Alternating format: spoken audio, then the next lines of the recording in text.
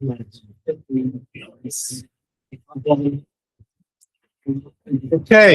the floor is yours.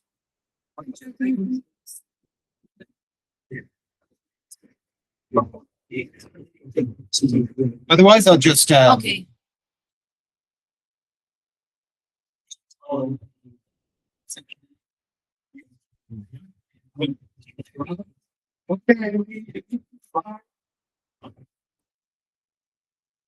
Here, how the here, 4 examples.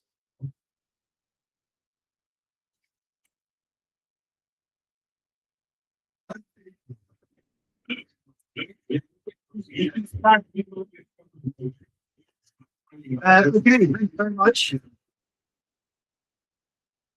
I will start.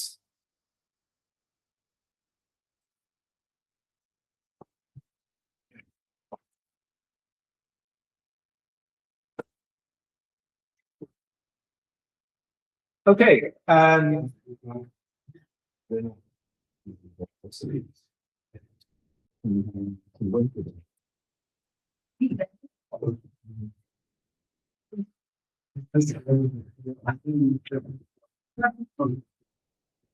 Okay, thank you. Thank you for the space to present this. I was about to say paper, but I must say that this presentation does not have a paper behind it because there are no results associated to this. It is really a research proposal. So we had the idea with Michalis to come here, present the idea and get your feedback. Okay. And our idea with this project is to really combine our relative expertise. And what we want to do is to take advantage of all the latest innovations and developments in the empirical measurement of economic inequality into macroeconomic models, and specifically stock flow models. Why? Because all of these innovations in the empirical measurement of inequality are and have moved in the last decade in that stock flow perspective. Okay, so at last we finally seem to have some data to be able to incorporate into stock flow consistent models, which are ideal for the purposes. So I'm just going to motivate the idea, historically motivate the idea of integrating distributional data into stock flow models, talk a bit about our ideas of design of the FSC models, and very briefly on what we would like to do with them.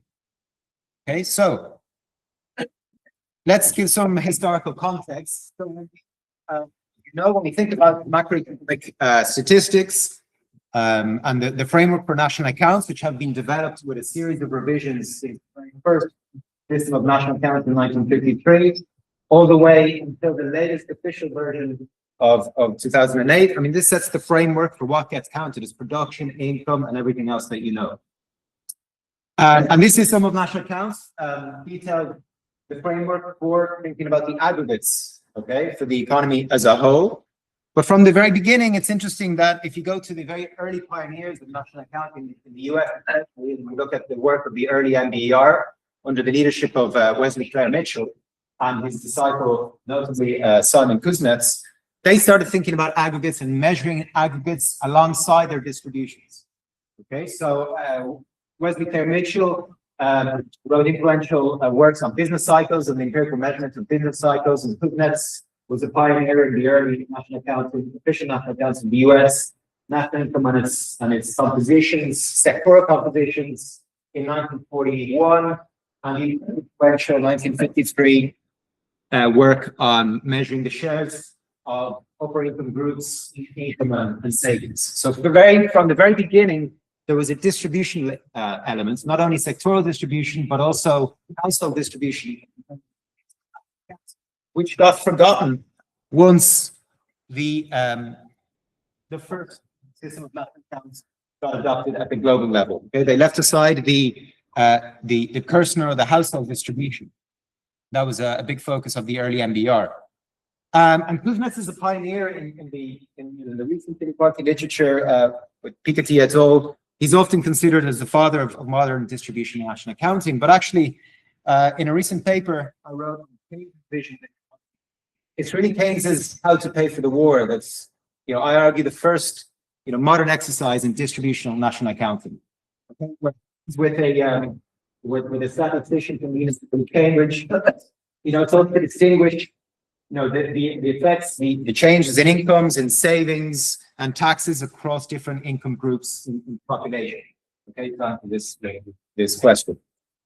Okay, so again, it's distributional national accounting has a long history, and in the work that I've been involved with, okay,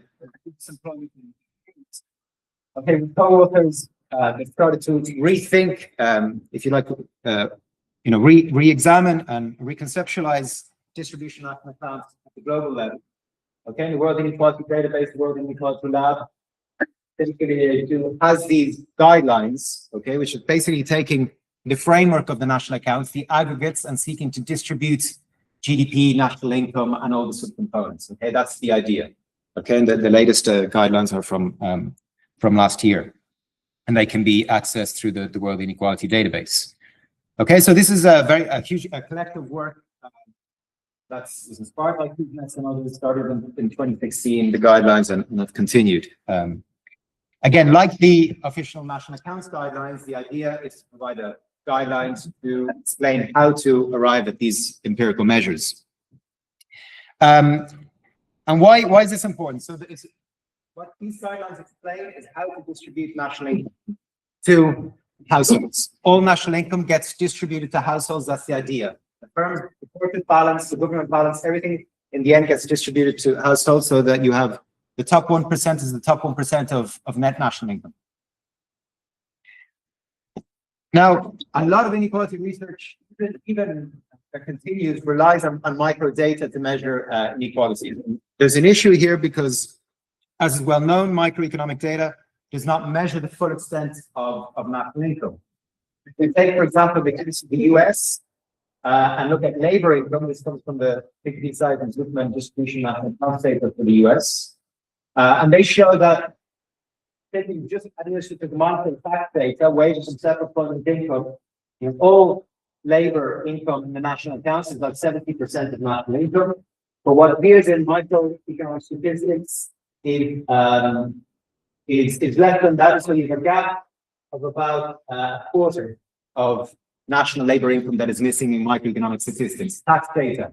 If you look at surveys, the gap is bigger, because surveys, especially where they're not registered or not linked to registered data, which is not really the case in the US, but for other countries, the gaps can be a lot larger. So a quarter of a gap for labor income. If you look at capital income and you look at microeconomic statistics, what you see, the dividends, interest, and rents, profits reported on this is much smaller than the aggregate capital income, which is about 30%, a third, okay, of national income. But what we see in micro statistics is there's a missing 2/3 gap, okay, with respect to capital income, which is more highly concentrated than labor income, as we know. This is not only a case in the US, all countries have these data gap issues. In research we've done on Latin America, we take stock of these gaps, these data gaps, and the implications for inequality measurements. And of course, the purpose is that where we have gaps, we have to ask ourselves the question, if we want to close the gap, will that make countries more unequal? Or if we don't believe the gap, it means that we have to take the conclusion that countries are not as rich as reported in the national accounts. So there's this conundrum. And what we find when we seek to recover this gap for 10 Latin American economies is, of course, inequality rises a lot. Well, let me just show you a few more details on these gaps for 2 countries in Latin America, so Brazil and Mexico. So here you have the situation, you have national income, which is divided in the shaded areas, the national income that goes associated to the government, corporations, and the household sector in blue. And what we plot is the total income that's reported in microeconomic statistics, either household surveys around dots, or in tax data or other admin data on wages. And what you can see is that there are large gaps between microeconomic statistics that have been typically used to measure inequality and the macroeconomic statistics. So roughly half of national income is captured in microeconomic statistics. And there's a reason why the gap is large. There's obviously conceptual differences, but even if you just focus on household sector income, there's still a large gap, okay, between what's measured in micro statistics and what's in macro statistics, okay? And it has been an old preoccupation in the literature. You can go back to Oscar Altini's article from 1987 that talks about the problem, these gaps and the problems for understanding of inequality and growth. Right up 30 years later, there's Dennis Dixter and Eto's article on the US and the problems with these gaps, okay? And it's only really since in the last decade that we've made more consistent efforts in trying to bridge the gap so that we can fully distribute if you like, the sequence of macroeconomic accounts to the households. And accompanying our efforts at the World Inequality Lab has also been other global stakeholders. So the Eurostat and specifically the OECD have been leading projects to basically bridge these gaps and have a set of distributional national accounts. Okay, but for income, okay, the 2025 guideline, and also ongoing for wealth. Okay, with expert groups that have met and defined guidelines for how to do so in a similar way to the World Inequality Lab guidelines. And you also have the BEA in the US and the Fed that carries its that performs distributional financial accounts, the ECB likewise in Europe. And basically the move with all of this is to go from experimental statistics that already exist in some country national websites to official statistics of what, not just GDP and national income, but the distribution of GDP of national income across the size distribution of income and wealth. Okay, that's the goal. And this goal is emerging into the new system of national accounts, 2025. So this is the new revision and the draft of pre-edit that's available on the UN website and on all the other stakeholders. So it's in these guidelines where, from these guidelines, we're going to see the emergence of official statistics on basically the national accounts, the aggregates distributed, okay, according to income and wealth distributions. And if you go to chapter 34 of these guidelines, you'll see there's a chapter on measuring well-being and measuring material well-being. We basically have outlines of the system of national accounts, the aggregates of the production account, the distribution of income account, capital account, and so on, across sectors. So this is what has existed, for the last, 70 years. And now the novelty of the new revision, where you're the same aggregates distributed here according to income DC. What all countries are going to be engaged in producing in the next years, which is exciting because it will give us more data to be able to include inequality variables in, for example, stock flow models, which are very well paid to this structure. Okay, so how are we thinking about it? And we have with Michalis been thinking a lot about this. One way that I like to approach it is, well, for the object of empirical distributional stock flow consistent models, we have sectoral balances. This is the case for the US, which is well known. And so private sector balance, it's an aggregate, right? So one objective is to decompose this aggregate, because we know, for example, even in 2025, the private sector as a whole has a surplus. That does not mean that all household groups have surpluses in the economy. So if we decompose this for different household groups, bottom, middle, top, how will that look? Okay, and building, that's the sort of starting point for thinking about these type of statistics. So to use distributional national accounts, if you like, to decompose the private balance, lending and borrowing, which will give us a lot of very interesting, stylized facts and information for thinking about a lot of problems to do with financial instability and so on that I'll come back to. So let's take a look at what the design of a simple two-sector model would look like that would be equivalent to the guidelines of distributional national accounts that have been constructed. Okay, so we have the rest of the world government production sector, and the household sector is split in three, with the bottom 50%, the middle 40% in the distribution, and the top 10% in the distribution. Okay, and then we have the items on expenditure, on income, wages, and profits, of each household group, and then the net lending items. Okay, this is the decomposition of the private sector balance, and then the link to stock and wealth. And the good thing about distribution national accounts is that it's a framework that is stock flow consistent by definition. So we can have data on the distribution of income and the distribution of wealth and their linkages. Okay, so this is a simple three-sector model that we think is going to be our first, the first design we're going to explore empirically and to calibrate with the data that exists. But there are numerous challenges because we still don't have a complete distribution of data on a lot of items, something that I could come back to. So on individual income, we have statistics broken down by wages and profits, transfers, taxes, even wealth subcomponents, but the distribution of private expenditures, consumption and investment, which we aggregate here, this is still a challenge to get a distribution on this. I think this is probably I would say the main challenge I'll come back to.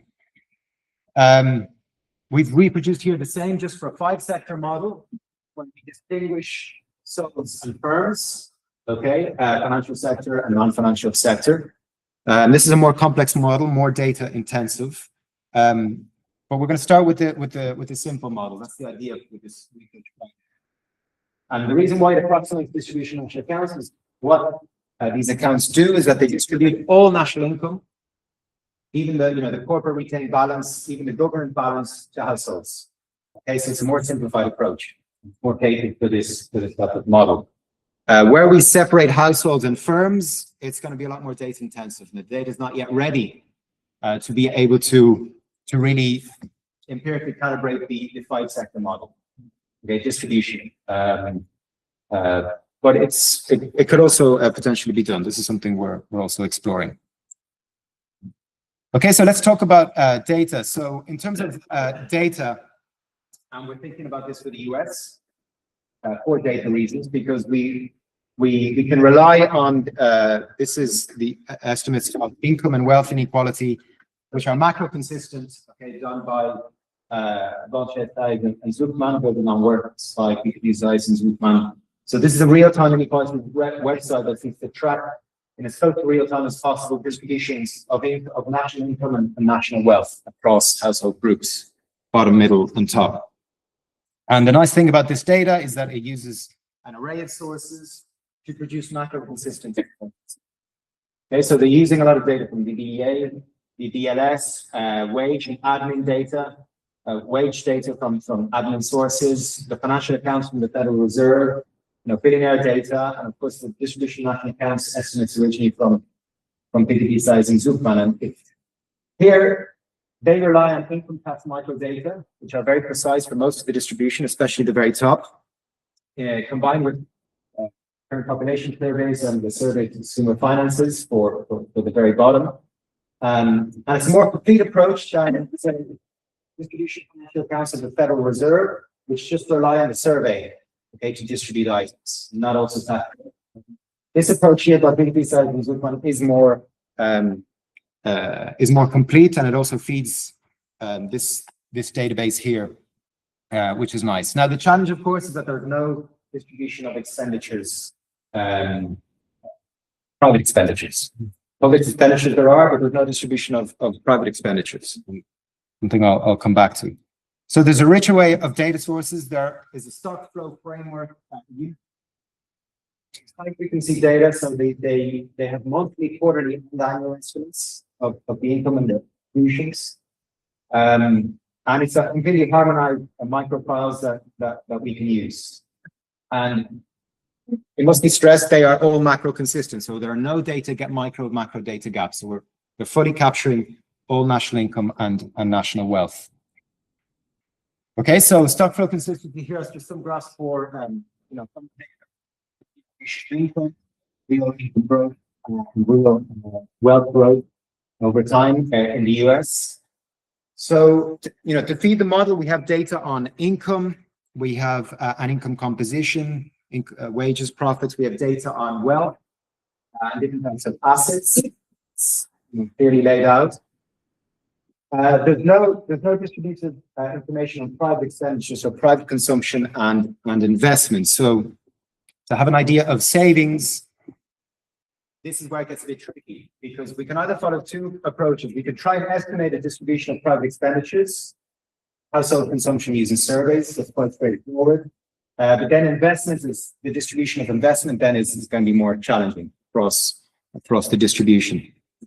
So that would be a direct approach. An indirect approach could be inferring the changes in wealth, because we have each wealth item, okay, in the distribution national accounts. So we could infer net savings from that, but then we'd have to ask about capital gains and how they're accounted for. And to the best of my knowledge, capital gains are accounted for in the wealth distributional estimates of the database.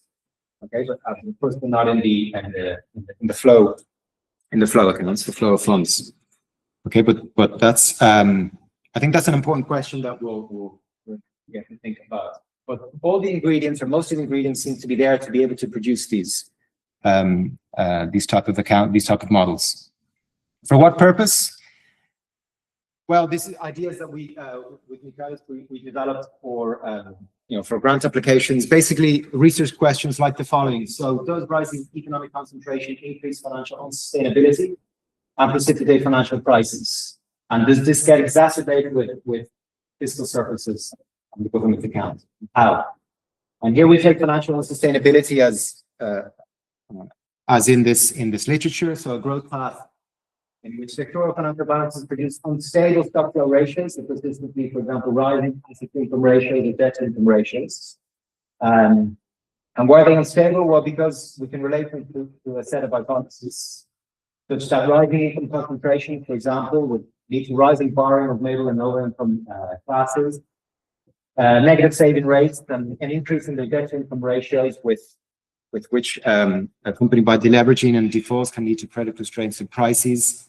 And that, mirrored by excess savings at the top and rise in their asset income ratios.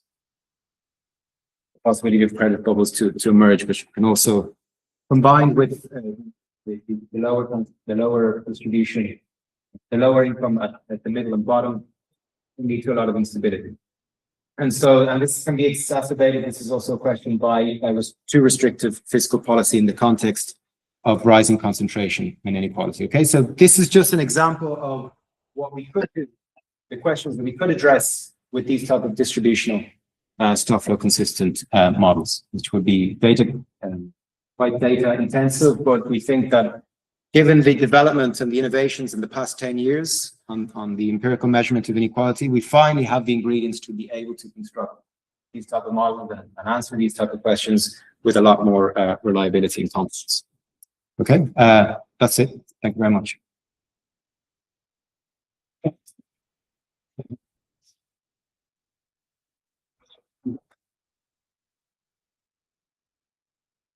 I don't have much of that. So You just a slide, yeah. So any feedback is welcome. yes, the thing you talk about the SNA 2025, when will this be available? It's something it will take some years for the data to be publicly available. Oh, the data, yeah, it will take some time. The guidelines, the pre-edit is already on the website, but I think the data will take time. But there are already some countries that have on their stats websites experimental statistics, so that even the OECD countries